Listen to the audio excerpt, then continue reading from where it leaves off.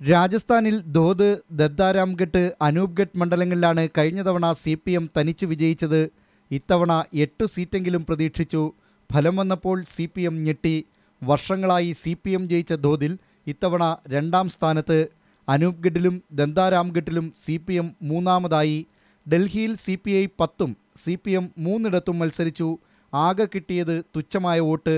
കൂട്ടത്തിൽ കേമൻ കാരവൽ നഗറിൽ 1199 വോട്ട് നേടിയ CPMിലെ അൻമോൾ ചൗധരി. ഷാദ്രയിലെ CPM സ്ഥാനാർത്ഥി രാം കൻവറിന് ലഭിച്ചത് 121 വോട്ട്. ഈ മണ്ഡലത്തിൽ നിഷേധ വോട്ട് 595 ഉണ്ടായിരുന്നു. ഡൽഹിയിൽ CPM CPI സ്ഥാനാർത്ഥികൾക്ക് ലഭിച്ചതിനേക്കാൾ കൂടുതലാണ് നിഷേധ വോട്ടുകൾ. CPI സ്ഥാനാർത്ഥികളിൽ മുമ്പൻ ബബർപൂരിൽ 794 വോട്ട് നേടിയ അഫ്സർ അഹമ്മദാണ്. ഛത്തീസ്ഗഡിൽ CPI വിജയപ്രതീക്ഷയർപ്പിച്ച കോണ്ടയിൽ മനീഷ് കുഞ്ചാമിന് 3ാമനാകാനേ കഴിഞ്ഞുള്ളൂ. ദന്തേവാഡ, ചിത്രകൂട് മണ്ഡലങ്ങളിലും CPI 10,000-ൽ പരം വോട്ട് നേടി 3ാമതെത്തി. CPMിൻ്റെ 4 സ്ഥാനാർത്ഥികൾ ഛത്തീസ്ഗഡിൽ മത്സരിച്ചതിൽ ഫഡ്ഗാവിലെ സ്ഥാനാർത്ഥി ബാൽസിംഗിന് കിട്ടിയത് 3,726 വോട്ട്. ലുദ്രയിൽ രാംലാലിന് 324 വോട്ടും.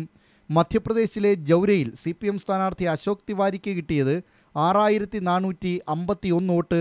ഭിന്ദിൽ സൂരജ് രേഖ ത്രിപാഠിക്ക് 155ഉം. ഇടതൈക്യമെന്ന പല്ലവി ആവർത്തിക്കുമ്പോഴും തുച്ഛമായ വോട്ടുകൾ കിട്ടുന്ന ഈ സംസ്ഥാനങ്ങളിൽ പോലും ഇരു കമ്മ്യൂണിസ്റ്റ് പാർട്ടികൾക്കും യോജിച്ചു മത്സരിക്കാനായില്ലെന്നതാണ് യാഥാർത്ഥ്യം. India vision, New Delhi.